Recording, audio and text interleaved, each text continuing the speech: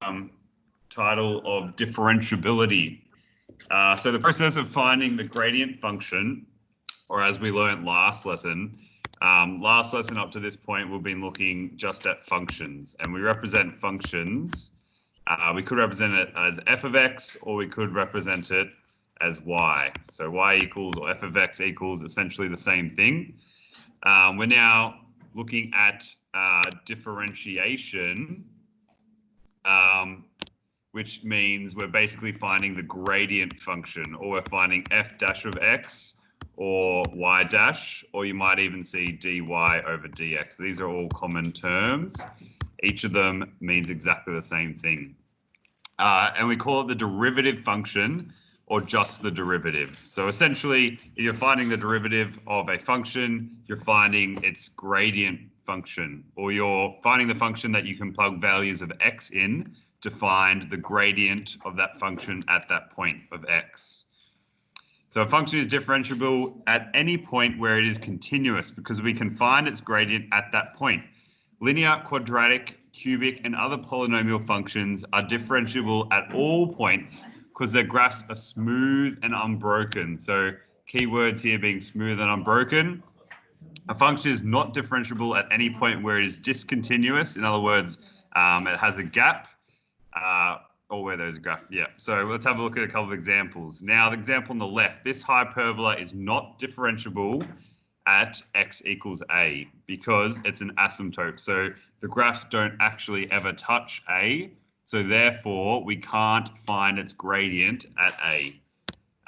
So if you imagine, we could find the gradient along these lines at any point as we're increasing, but we can't actually find the gradient at a because the graph never actually touches a. And the one on the right is not differentiable at x equals b because the curve is discontinuous at this point.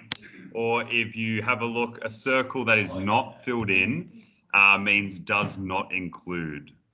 So you could have two functions where they either meet and they're discontinuous, or for some reason it just doesn't exist at point B. A function is also not differentiable where it is not smooth. So again, the principle of finding the gradient function. So I could find the gradient along this line at all these points. But when I get to the bottom here, I technically can't find that gradient where it is not smooth or where there's a sharp point. So we cannot draw a unique tangent there. So we cannot find the gradient of the function at that point like we could on a curve or a curved surface. Okay, question A, find all points where the function is not differentiable. Well, that's pretty easy because at point A, it's not smooth. So therefore, we can't find it at point A. At point B, again, it's not smooth. We can't technically draw a tangent there at B. So B, it's not differentiable. And at C, it is discontinuous at that point. Or we've got a circle that's not filled in, meaning like does not include that point. So A, B, and C, we are all not differentiable. Any other point on that line, we could find the derivative, or we could find its gradient, essentially. So here we saw this back in chapter 1. We have a function, that exists for two separate functions that exist in the same domain. So as you can see, x squared for x is greater or equal to 1, and 3x minus 2 for x is less than 1. And we need to say, well, is it differentiable at all points? So what you need to do in this question is you need to first graph these two functions, but I've managed to find an example, or I just inserted the example here of the graph. And by doing that, we can see that at this point on the graph is not smooth, or it takes a sharp turn. So therefore, it's differentiable at all points except when x equals 1.